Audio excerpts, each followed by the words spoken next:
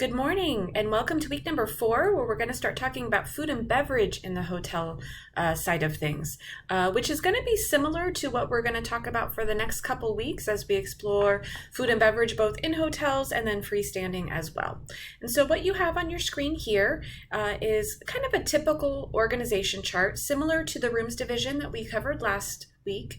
It will vary based on the type of hotel, the classification of the hotel, what services they're offering, location, and maybe even some of the individual incumbents in the positions and what their skill level is as to how the hotel will break up the different positions.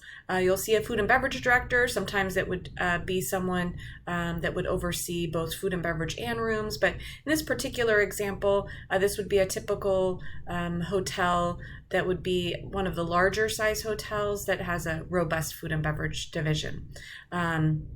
You'll see on the very left, executive chef, culinary, all of the food production. I do want to point out chief steward.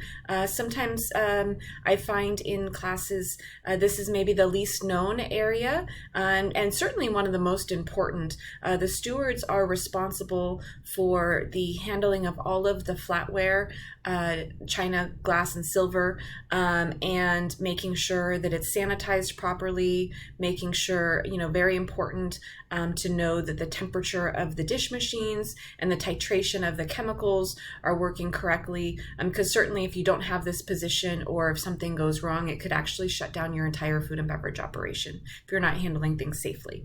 So the chief steward is responsible for all of the stewards who are washing the dishes and making sure the heart of the house is clean, specifically where food is being received, as well as the tidiness of the storerooms and things like that. Next area, event operations. So this is kind of the banqueting side, where the meeting rooms are set up and where the service of the food and beverage in those meeting rooms happens. To the next right is event planning, or meetings and special events. These are the individuals that will get all of the information from the meeting planners that are coming in, or the clients that are coming in to host their groups, and then they're responsible for detailing all of that information and sending it out to every single department that will be a part of making sure that that event goes flawless.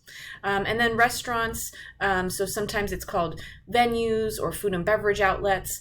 There certainly could be a number of them. There could be a fine dining restaurant, there could be a casual restaurant, there could be a 3-meal-a-day restaurant. If this particular hotel had a pool and a large food and beverage offering, it might be a poolside restaurant.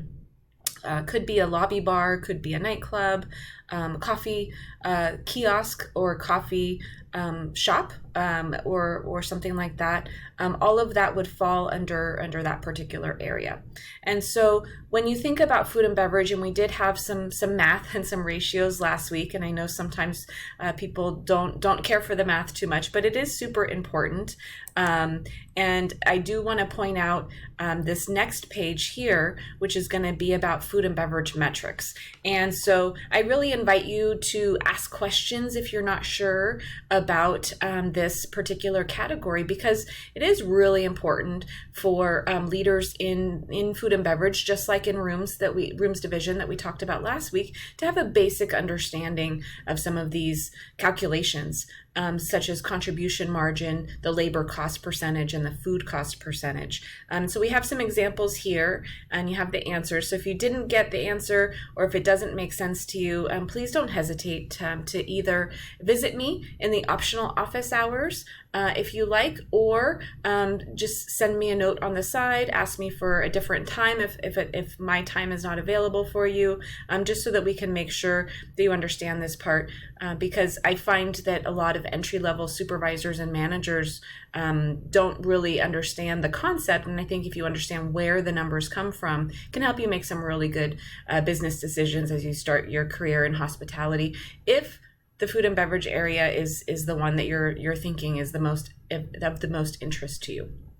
So as you review the materials this week, I do want to highlight there's another kind of set of videos to have some fun, just like we did in the last week with the front desk, taking a look at, you know, maybe the bad waiter would kind of be what not to do, and then some instructional videos I did find on YouTube that looks like kind of different hospitality classes, kind of educating people on those steps. So I think that you'll enjoy watching those videos. And then I do want to point out the assignments, and the assignments in this particular week are going to be kind of forward thinking. There is a quiz on chapters 1 through 3. And then the beverage assignment is actually not going to be due for a little bit. It's going to be due February 17th. So next week there actually won't be any more new material because you'll be using that to prepare your assignments. So each of you has an assigned beverage. Actually, because the class is a little bit larger, it's 2 of you to a beverage. So you can definitely work independently. I'd love to see if you can submit this as a presentation, either by video, PowerPoint, or however you feel comfortable. But the questions that I want you to answer for your particular beverage: how is it made? Where does it come from? What are some trends? And what food does it pair with, or best pair with? And so you see the different beverages assigned there, and you'll be able to work through that and submit your presentation or PowerPoint or video, however you would like to do it. I do want to call attention, because it isn't due this particular week, it's due next week, the beverage one. And food and beverage is even a little bit longer. I introduced this assignment now because we're starting to talk about food and beverage, but certainly we're going to build on your understanding of food and beverage in the next couple of weeks. So this is not due until March 17th.